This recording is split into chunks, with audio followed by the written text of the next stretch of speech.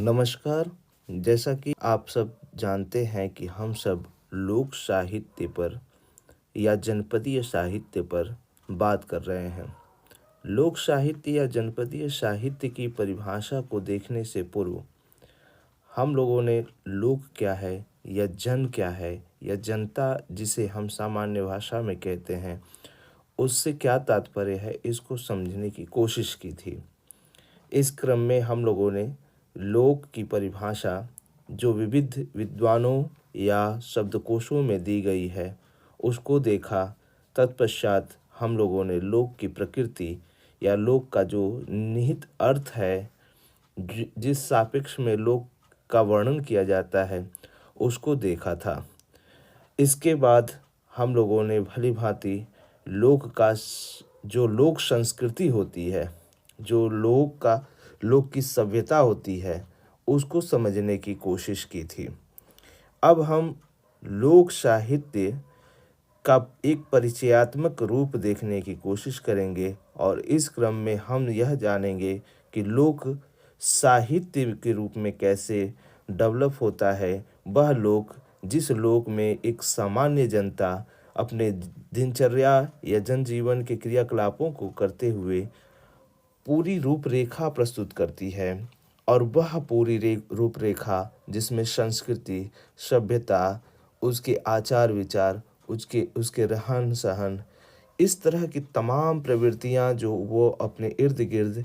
कहीं ना कहीं जीवन जीते हुए, जीवन के प्रासंगिक बिंदुओं को अपनाते हुए निभाते हैं। और उन्हीं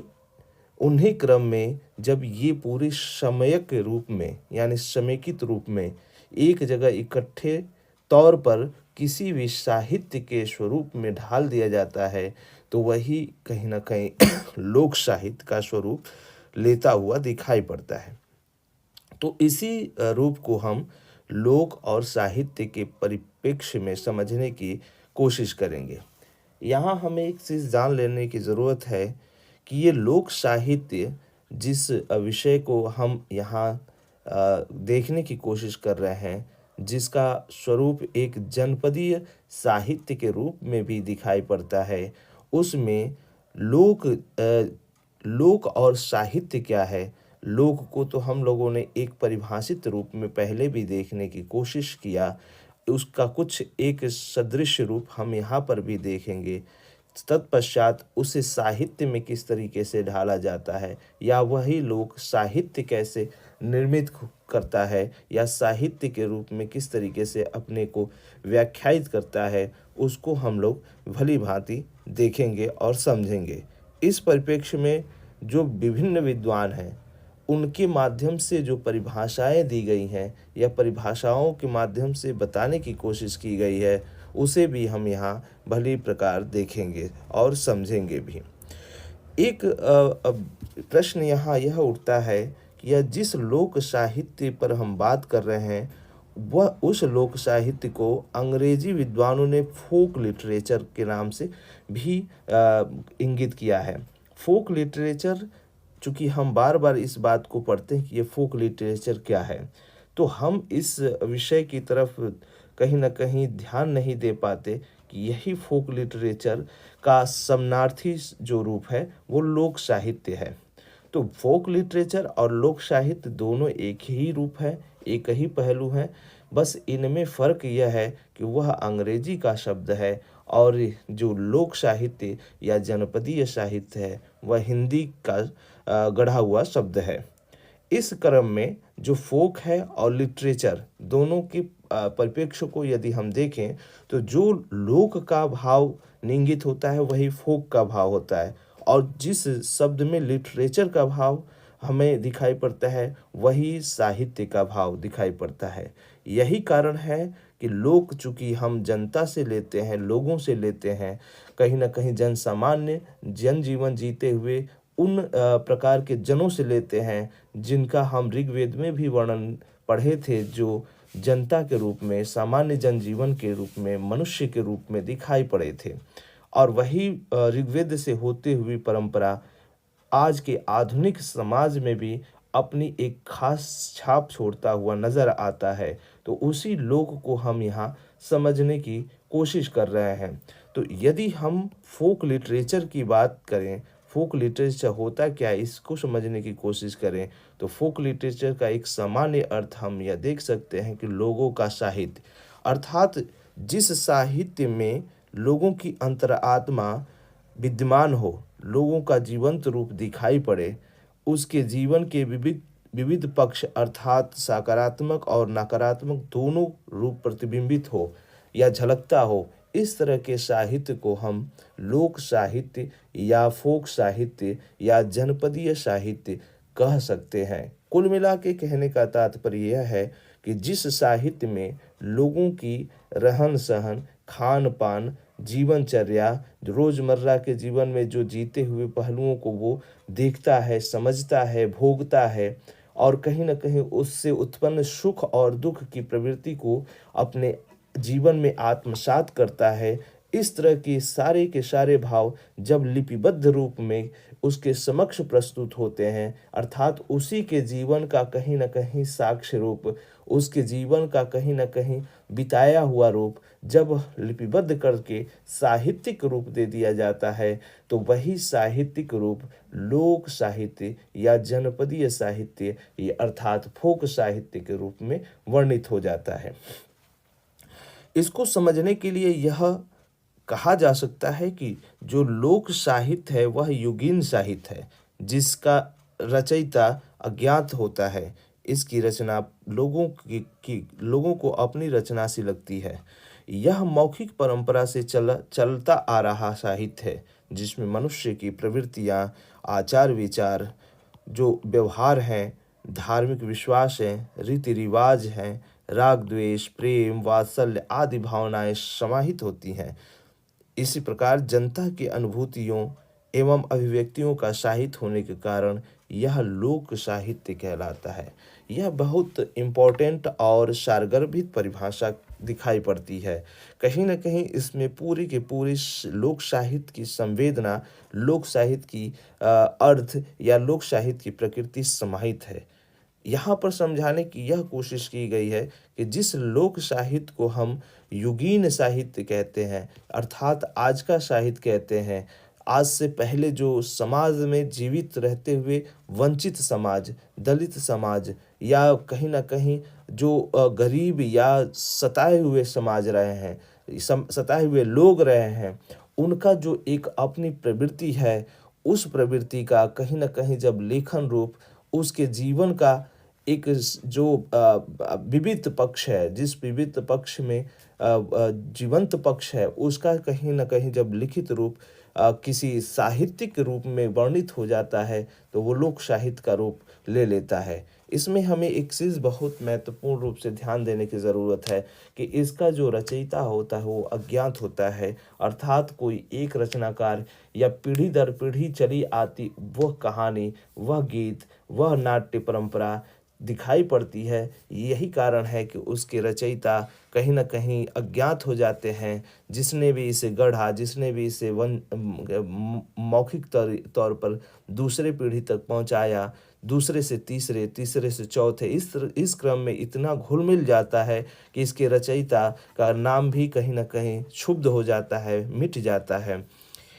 तीसरी एक बहुत महत्वपूर्ण बात यह इसमें बताने की कोशिश की गई है कि यह मौखिक परंपरा है। जैसा कि मैंने भी इस बात को ज़िक्र किया कि यह परंपराबद्ध चलती है, एक परंपरा से दूसरी परंपरा, अर्थात दादी ने अपने बहू को सुनाया होगा या बहू के माध्यम से वह पुत्री के पास, फिर पुत्री के माध्यम से उसके वंशजों के पास, इस क्रम में जब एक पीढ़ी से दूसरी पीढ़ी, दूसरी से तीसरी, तीसरी से चौथी, इस क्रम में जब अलग-अलग पीढ़ियों तक वो सारी चीज़ें पहुंची, तो वही मौखिक परंपरा का स्वरूप आगे तक बनती रही, आगे तक चलती रही और यही कारण है कि वह निरंतर चलने के कारण उसमें कहीं न कहीं सजीवता और नवीनता का पक्ष भी शामिल होता गया। यही कारण है कि इसमें जो लोक साहित्य है, उसमें जो मनुष्य की प्रवृत्तियां हैं, अर्थात जो रोज़मर्रा के जीवन में जीता हुआ मनुष्य अपने दैनिक क्रियाओं को करता हुआ जो संवेदनाएं अपने आसपास निर्मित करता है, उसका स्वरूप आचार विचार, व्यवहार, धार्मिक विश्वास, रीति रिवाज, राग द्वेष, प्रेम, वात्सल्य आदि भावनाएं सभी एक साथ समेकित रूप से यहाँ पाई जाती हैं। चूँकि जनता के अनुभूतियों या एवं अभिव्यक्तियों से यह जुड़ा साहित्य है, इसीलिए इसे लोक साहित्य कह देना ज़्यादा प्रासंगिक ठहरता है। यदि यह मान लिया जाए कि लोक साहित्य के रचयिता यदि ज्ञात भी हों तो उसके जन सामान्य से जुड़ाव होने अथवा रसाव या बसाव होने के कारण उनके लेखन या कृति को जन सामान्य द्वारा अपने जीवन की घटना या आसपास की घटना के रूप में देखा जा सकता है। कहने का तात्पर्य यह है कि पहली बात तो यह अधिकतर जो संख्या होती है, जो लोक साहित्य या लोक परंपरा से चला आता जो भी गीत या नाट्य है, उसके उसके रचनाकार या लेखक कहीं न कहीं अज्ञात होते हैं। यदि कहीं ज्ञात भी दिखाई पड़ते हैं, अर्थात यह मालूम भी चलते हैं कि यह गीत या यह रचना किसी व्यक्ति या किसी खास व्यक्ति ने इसे गढ़ा है, तो वह कहीं न कहीं रचना या जो लेखन होता है, वह व्यक्तियों के बीच में इतना घुला-मिला होता है कि उसे उस रचनाकार के नाम से या उस रचनाकार की कृति होने से कभी पहचान नहीं मिलती, बल्कि वह रचना खुद में इतनी घुली-मिली है कि लोग उसे अपनी रचना समझ लेते हैं और उसे अपनी रचना मानते हुए उस साहित्य को किसी और का साहित्य नहीं बल्कि समाज का साहित्य, उस पूरी परंपरा का साहित्य समझने की कोशिश करते हैं। इसके उदाहरण के तौर पर हम लोगों ने भिखारी ठाकुर की विदेशिया रचना, जो कहीं न कहीं नाटक का रूप है, भोजपुरी लोक नाट्य का एक स्वरूप है, उसको देख सकते हैं। यह नाट्य, यह विदेशिया इतनी परंपरा से चली आती चीज़ों को इतनी प्रासंगिक बनाती है और इसमें लोगों का जीवंत रूप प्रस्तुत होता है कि वह भिखारी ठाकुर की रचना सी प्रतीत नहीं होती, बल्कि यह आम जनजीवन जो भोजपुरी क्षेत्र है, भोजपुरी बेल्ट के लोग हैं, उसे वो पूर्णतः अपनी रचना समझते, अपने जीवन की घटना के रूप में देखते हैं। और यही कारण है कि यह जो कृति है, जो यह रचना है, वह लोगों के बीच में काफ़ी प्रसिद्धि पाती है, काफ़ी फेमस होती हुई दिखाई पड़ती है। यही कारण है कि भिखारी ठाकुर को भोजपुरी का शेक्सपियर भी कहा जाता है। तो कुल मिला के इस प्रकार के जो लोक साहित्य है,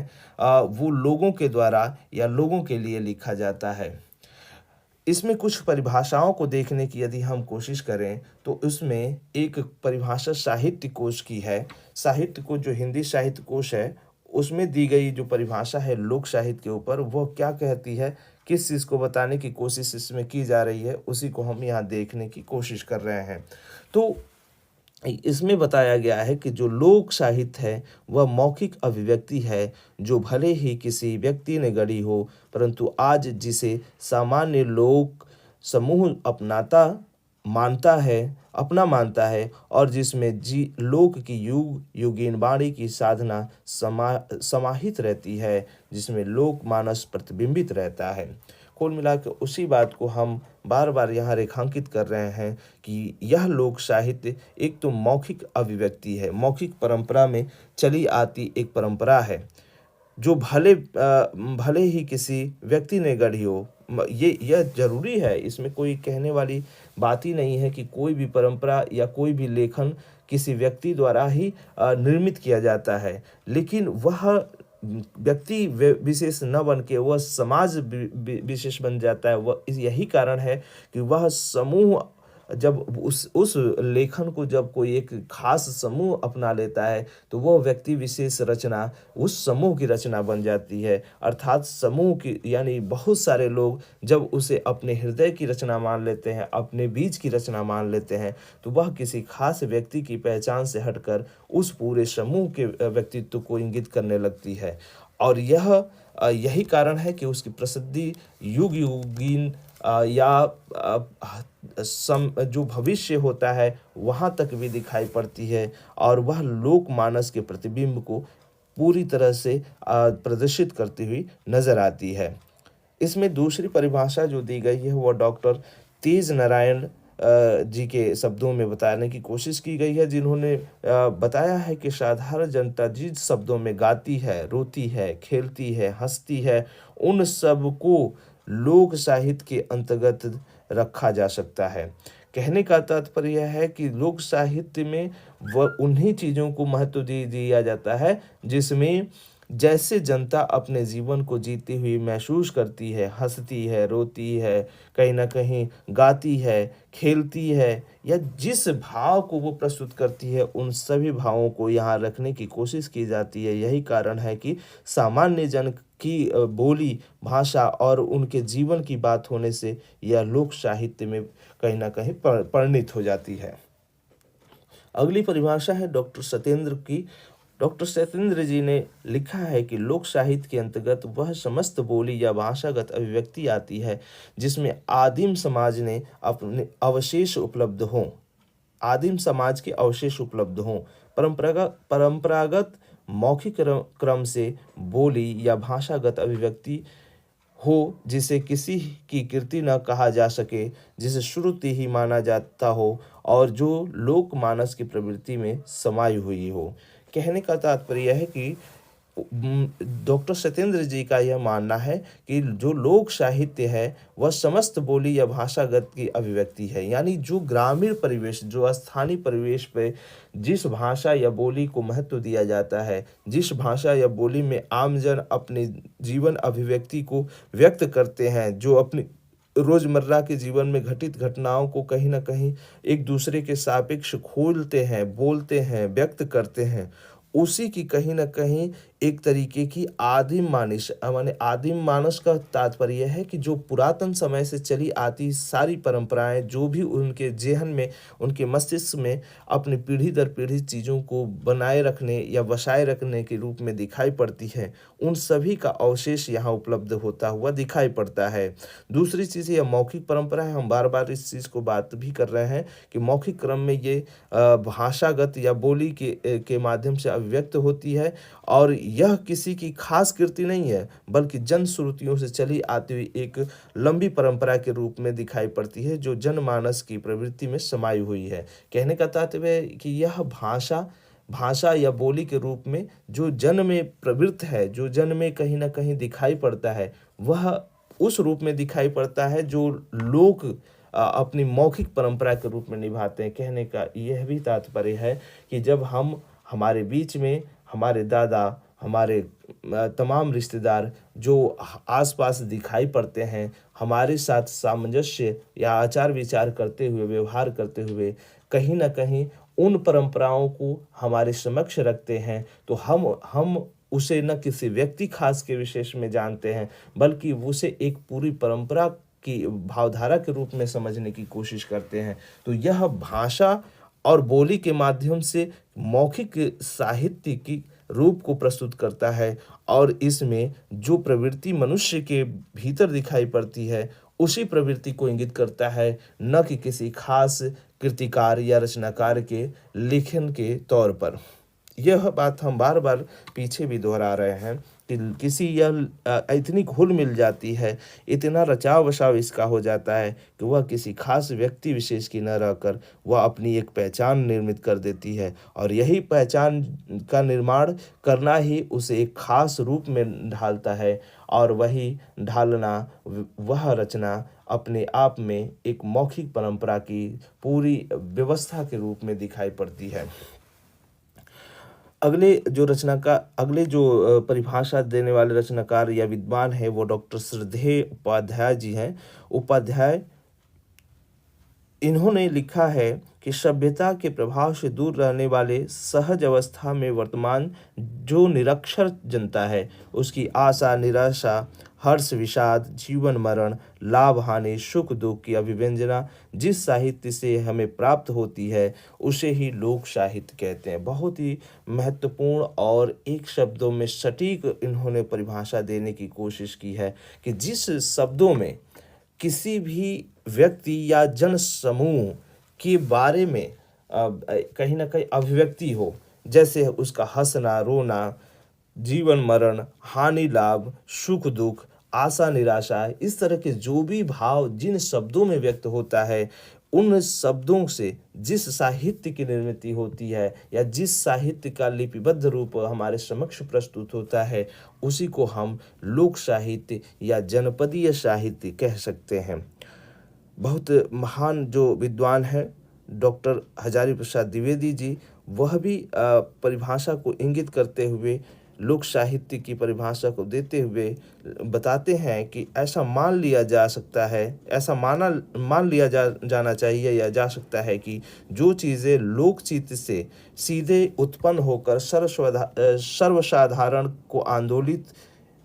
चालित व प्रभावित करती है, वही लोक साहित्य, लोक शिल्प, लोक नाट्य और लोक कथानक आदि नामों से पुकारी जा सकती है। यहाँ एक बात बहुत महत्वपूर्ण है जिस ओर ये ध्यान देने की कोशिश करते हैं कि जो चीज़ें लोकचित्त से उत्पन्न होकर, लोकचित्त से उत्पन्न होने का तात्पर्य है कि हृदय से, चित्त का तात्पर्य यहाँ हृदय होता है, जो लोगों के हृदय से उत्पन्न होकर सर्वसाधारण को आंदोलित करती हैं, उनको चालित करती है, यानी आगे बढ़ने की कोशिश करती है, उनको जागरूक बनाने की कोशिश करती हैं।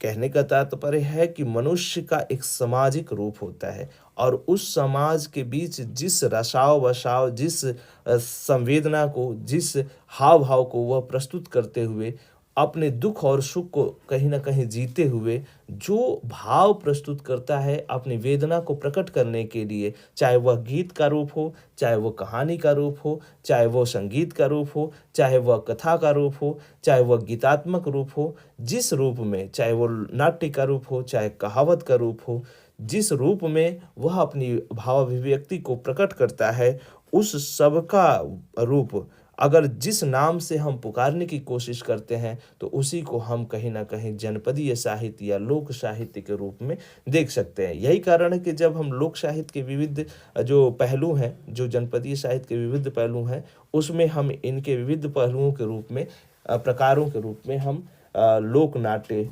लोकगीत, लोक कथा, इनको हम देख पाते हैं। तो ये सारी चीज़ें हम आगे एक करके समझने की कोशिश करेंगे।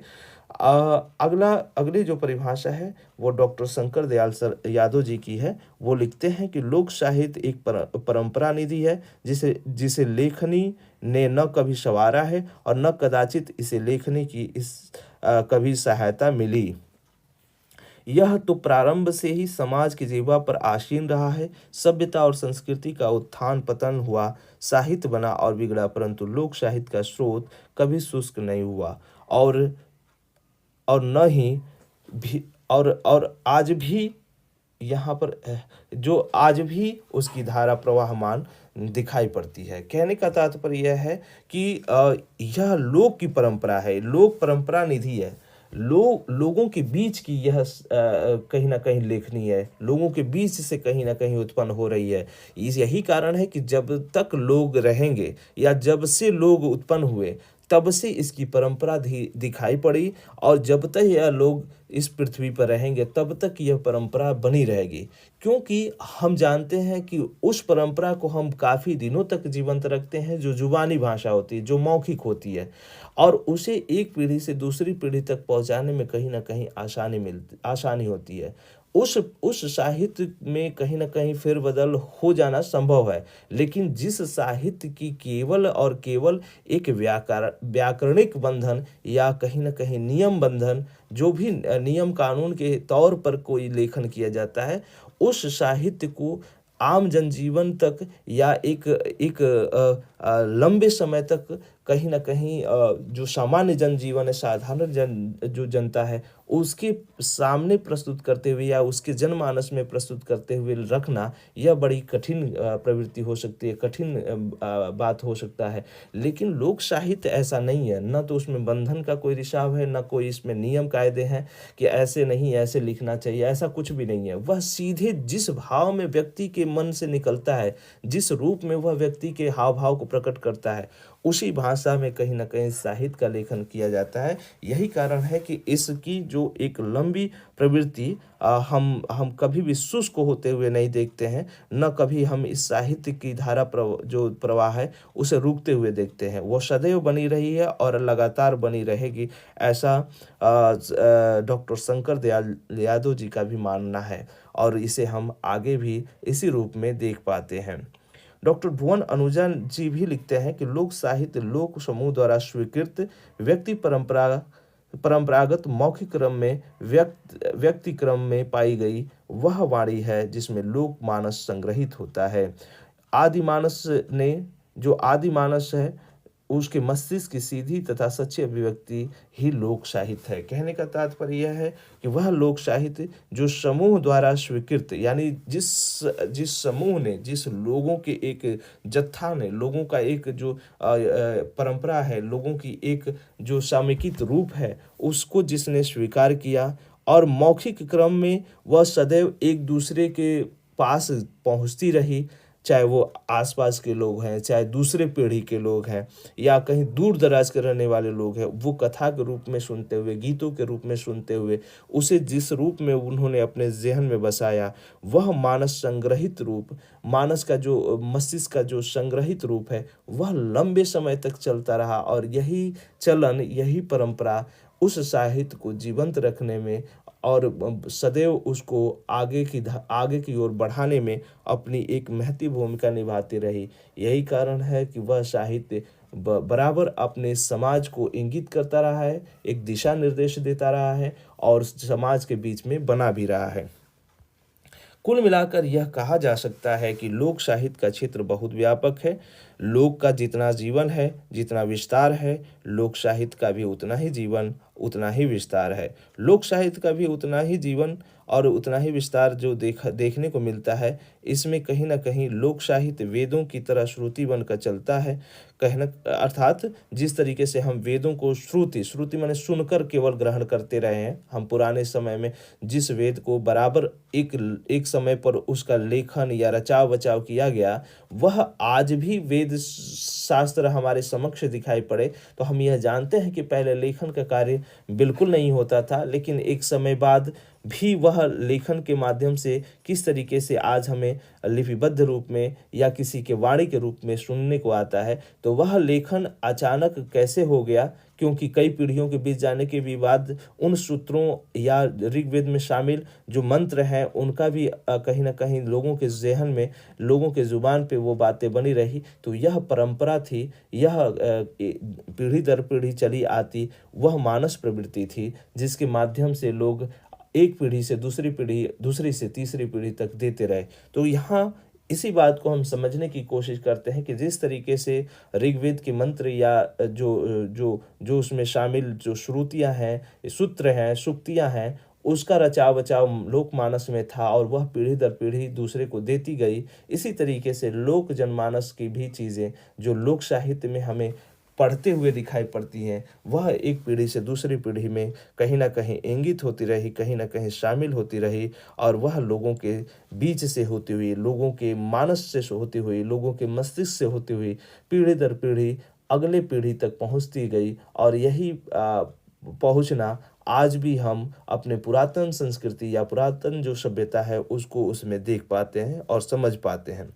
इसकी मौखिकता ने इसे अनेक रूपता तथा व्यापकता प्रदान की है। लोक साहित्य मानव हृदय का सहजोद्धार तथा अनुरंजन प्रकट करती है।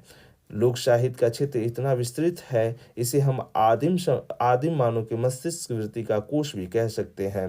वे सभी प्रवृत्तियां जिनमें इन सभी लोक रचना के दर्शन होते हैं, लोक साहित्य कहलाती हैं। लोक साहित्य समस्त जातियों की परंपराओं, लोक गीतों, लोक नाटकों, लोक गाथाओं तथा उन मान्यताओं का साहित्य है जो मौखिक रूप में एक पीढ़ी से दूसरी पीढ़ी तक बौद्धिक परंपरा के रूप में पहुंचाई जाती रही है। कुल मिलाकर यह कहा जा सकता है कि जिस लोक साहित्य के विषय में हम यहाँ बात कर रहे हैं, वह लोक साहित्य किस तरीके से एक परंपरा से होती हुई दूसरी परंपरा, दूसरे से होती हुई तीसरी परंपरा, अर्थात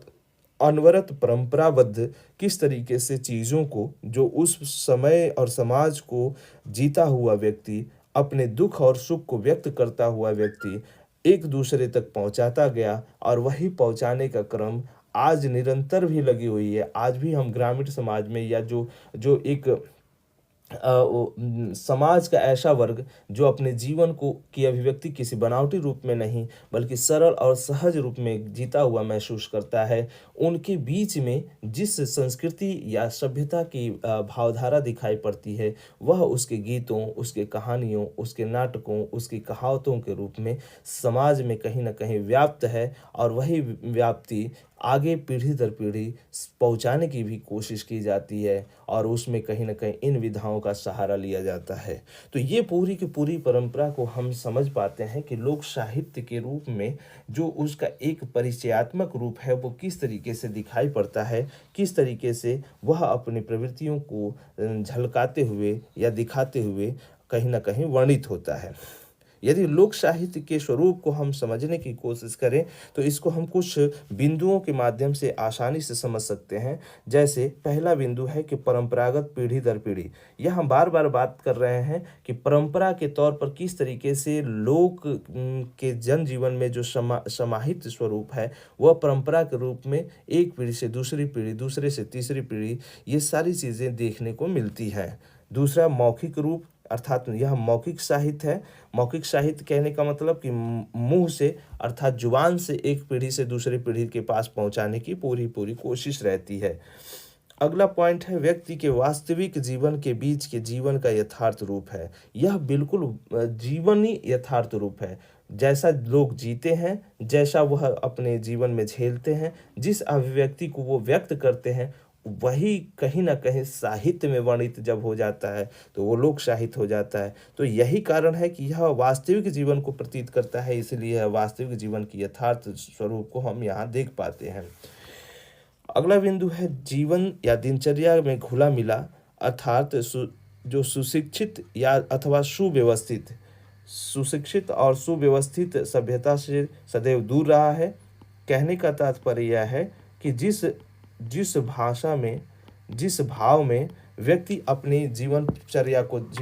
होते हुए, जीते हुए दिखाई पड़ता है, उसी जीवनचर्या का कहीं न कहीं स्वरूप यहाँ देखने को मिलता है। जिस रूप में वह हँसता है, गाता है, नाचता है, सुख-दुःख को व्यक्त करता है, आशा-तृष्णा का व्यवहार करता है, उन्हीं रूपों का कहीं न कहीं स्वरूप हम यहाँ देख पाते हैं। अगला पॉइंट है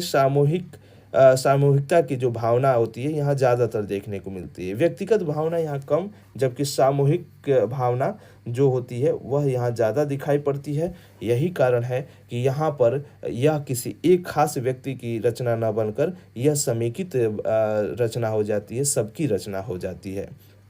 अगला पॉइंट है कि जो मनुष्य के समस्त जीवन का प्रतिनिधित्व इसमें निरूपित होता है। मनुष्य के जीवन का प्रतिनिधित्व, जब व्यक्ति अपने जीवन की ही चीज़ों को इसमें कहीं न कहीं ढालने की कोशिश करता है, तो वह व्यक्ति का समेकित रूप इसमें स्पष्ट हो जाता है, और वह प्रतिनिधित्व के रूप में यहाँ दिखाई पड़ता है। यह अगला पॉइंट भी बहुत महत्वपूर्ण है कि यह अशिक्षित या सभ्य, सीधा एवं साधारण मनुष्य की वाणी होती है। यह आप समझ सकते हैं कि कैसे होती है। अगला पॉइंट है बिना किसी नियम, पद्धति या अनुशासन में बद्ध होते हुए यह दिखाई पड़ती है। कहने का तात्पर्य न तो इसमें अलंकारिकता की योजना होती है, न छंदबद्ध योजना होती है, न लालित्य की योजना होती है, न ही किसी प्रकार के साहित्यिक बंधनों का प्रभाव इस पे दिखाई पड़ता है। कुल मिलाकर यह कहा जा सकता है कि व्याकरणिक जो नियम होते हैं, उससे यह साहित्य मुक्त दिखाई पड़ता है। अगला बिंदु जो है वो है जन सामान्य के विविध पक्षों पर बात इसमें की जाती है। कहने का तात्पर्य है कि इसमें व्यक्ति, परिवार, जाति, धर्म या समुदाय, अर्थात समाज के उन सभी विडंबनाओं, उन सभी रूपों की यहाँ पर भावाभिव्यक्ति दिखाई पड़ती है, जो कहीं न कहीं चाहे वह धर्म के रूप में हो, चाहे समुदाय के रूप में हो, चाहे परिवार के रूप में हो, चाहे वह व्यक्ति के रूप में हो, जो भी स्वरूप यहाँ पर हम देख पाते हैं, जितने भी छोटे से छोटे बिंदु हम समाज या देश के एक ग्रामीण परिवेश के रूप में देख पाते हैं, एक सोसाइटी के रूप में देख पाते हैं, उन सभी का एक कहीं न कहीं जो छोटे से छोटे स्तर की विचारधारा हो सकती है, छोटे से छोटे स्तर पे कहीं न कहीं लोगों का रचाव-बसाव हो सकता है, वो सभी कुछ यहाँ झलकता है। इसीलिए यह जन सामान्य के पक्षों को लेता हुआ, जन सामान्य के पक्षों को व्याख्यायित करता हुआ यह साहित्य पूर्णतः देखने को मिलता है। इसमें प्रकृति या मानवेतर जीवों का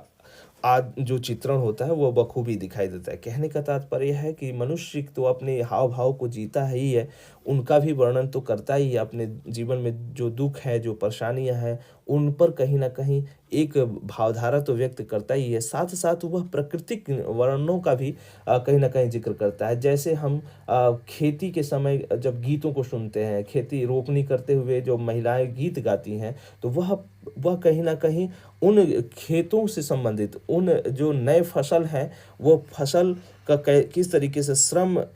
के रूप में इंगित करते हुए उस बारिश के मौसम में किस तरीके से मानव जो प्रवृत्ति हो झूम उठती है, क्योंकि उसे पेट की आग बुझाने के लिए अनाज की उत्पत्ति का कहीं न कहीं सहारा मिल जाता है, तो वह प्रकृति के अभिवर्णन करती है। इसी प्रकार से हम विविध ऋतुओं का कहीं न कहीं गीत सुनते हैं, जैसे कजरी को हम देख पाते हैं कि कजरी जब गाई जाती है तो सावन के महीने के भावधारा को व्यक्त करती है। इसी तरह चैती गाई जाती है, वो चैत महीने में जो चैत होता है, गर्मी का जो मौसम होता है, उस मौसम का कहीं न कहीं भाव व्यक्त की जाती है। वसंत ऋतु होती है, तो वसंत ऋतु में नए ऋतु का आगमन होने से पूरी कलियाँ खिल जाती हैं, पेड़-पौधे हँसने मुस्कुराने लगते हैं। इस तरह की भावधारा या इस तरह का वर्णन हम गीतों में सुनते हैं। तो इस तरह के प्राकृतिक जो मनुष्य से इतर, जो मनुष्य से कहीं न कहीं बाहरी जो प्रकृति है, जो जीव-जंतु हैं, उनके ऊपर किस तरह का प्रभाव दिखाई पड़ता है, उनके जीवन में किस तरीके का प्रभाव दिखाई देता है और मनुष्य किस तरीके से उनसे प्रभावित होता है, इन सभी चीज़ों का कहीं न कहीं वर्णन इन गीतों के माध्यम से हम देख पाते हैं। अगला है कि ऋतु, पर्व, तीज, त्योहार, देवी-देवता, इन सभी चीज़ों की कहानी, यानी कुल देवता जो होते हैं उनकी कहानी, भूत-प्रेत, जादू-टोना, इन सभी चीज़ों का कहीं न कहीं समेकित रूप हम इन गीतों के माध्यम से देख पाते हैं, जिसमें सुख-दुःख और जो श्रमिक जीवन में जो सभी पक्ष आते हैं, जो विविध पक्ष दिखाई देते हैं, इन सभी रूपों का हम यहाँ दर्शन करते हैं, यहाँ पर देख पाते हैं। यह ग्रामीण जनजीवन की गाथा होती है। यह तो कहने की बात ही नहीं, क्योंकि ग्रामीण जनजीवन की ही भाव अभिव्यक्ति यहाँ सामान्य जन जो जीता है, जो सामान्य जनता होती है गाँव की, उसी के रूप में यह दिखाई पड़ता है। उसी के बीच की बीच के भावधारा की साहित्य है। तो वो यह ग्रामीण जनजीवन की गाथा है, यह तो पूर्णतः बात सत्य है। यह साहित्य किसी एक व्यक्ति द्वारा नहीं रचा जाता, बल्कि कई या जन अथवा व्यक्तियों के सामूहिक प्रयास से इसका रचाव संभव है। कहने का तात्पर्य यह है कि किसी एक व्यक्ति, मैं बार-बार इस बात को आप लोग को कहीं बताने की कोशिश कर रहा हूँ कि यह किसी एक व्यक्ति का साहित्य नहीं है, यह पूर्णतः एक जनमानस का साहित्य है, एक एक समेकित रूप का साहित्य है, सामूहिक प्रयास से कहीं न कहीं गढ़ा गया साहित्य है। तो यह साहित्य किसी एक खास व्यक्ति का न होकर समेकित रूप से दिखाई पड़ता है। इसमें अपनी परंपरा या विरासत को संजोए रखने का कार्य किया जाता है। हम इससे पहले भी जान चुके हैं कि किस तरीके से इसी के माध्यम से अपनी परंपरा को, अपनी विरासत को, अपने जो जातिगत श्रेष्ठता है उसके भाव को इसमें पिरोए रखने की पूरी योजना होती है, और इसी को गीतों, कहानियों, नाटकों में ढालकर जो भाव अभिव्यक्ति की जाती है वो हम देख पाते हैं। कुल मिलाकर लोक साहित्य को समझने के लिए एक बहुत ज़रूरी बात है कि हम दोनों का विभाजन करके इस चीज़ को देख पाएँ और फिर एक भावधारा इससे हम निर्मित कर पाएँ। तो लोक कहने से तात्पर्य है जन, जनता या जनसामान्य, अर्थात लोगों से, और साहित्य कहने का मतलब है कि जो सबका हित या सबकी हित की भावना जो जिसमें समेकित रूप से पाई जाए, वह एक तरीके से साहित्य का रूप है। तो इस तरीके से जिस साहित्य में लोगों की भावनाएँ, दिनचर्या, रोज़मर्रा के क्रियाकलाप, जो हर्ष, विषाद, सुख-दुःख आदि शामिल दिखाई पड़ते हैं, वो सभी का सभी एक तरीके से लोक साहित्य है, लोक साहित्य का स्वरूप है। तो यहाँ पर हम लोगों ने एक छोटा परिचयात्मक रूप हम लोक साहित्य का देख पाए। लोक साहित्य पर और विविध जो पक्ष हैं लोक साहित्य पर, तमाम विद्वानों, जो बड़े विद्वान हैं, उनकी क्या विचारधारा रही है, इसको थोड़ा यहाँ समेकित रूप में देखा और थोड़ा और भी दूसरे पार्ट में देखने की कोशिश करेंगे, समझने की कोशिश करेंगे। मुझे यकीन है कि इसके माध्यम से आपको लोक साहित्य की एक बेसिक बस जो समझ हो सकती है वो आपके ज़हन में आई होगी, आप लोग इसे भली-भाँति समझे होंगे। तो अगले अध्याय या अगले जो पार्ट में हम इसके आगे के बिंदुओं को समझने की कोशिश करेंगे, जानने की कोशिश करेंगे और समझने की भी कोशिश करेंगे। धन्यवाद। आप लोगों का दिन मंगलमय हो।